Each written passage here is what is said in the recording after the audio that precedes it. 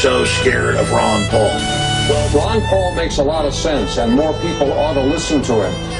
It's time we quit this. It's time. It's trillions of dollars we're spending on these wars. You've heard the war propaganda that is liable to lead us into the sixth war, and I worry about that position.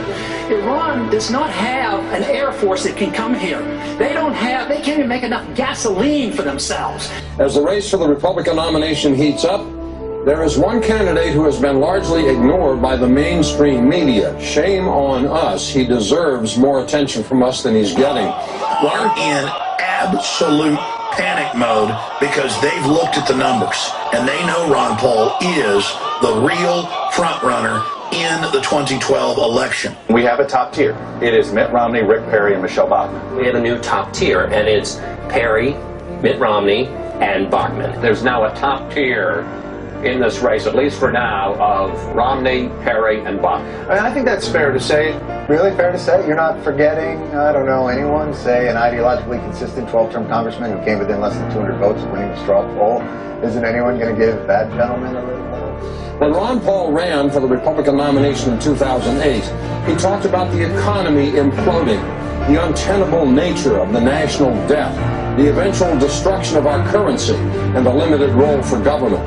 In the 4 years since then, a lot of the things Ron Paul warned us about have happened. We're deeper in debt, a lot deeper. The dollar is worth quite a bit less, and the country is more divided maybe than at any time since the Civil War. Pretending Ron Paul doesn't exist for some reason has been going on for weeks. A new Gallup survey showing Rick Perry running second to Mitt Romney, knocking down Iowa favorite Michelle Bachmann to fourth. Behind who?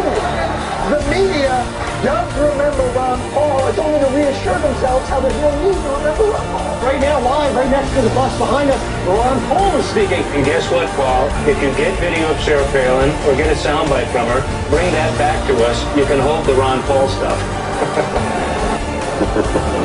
The ever presidential hopeful embodies the notion of personal freedom and fidelity to the Constitution.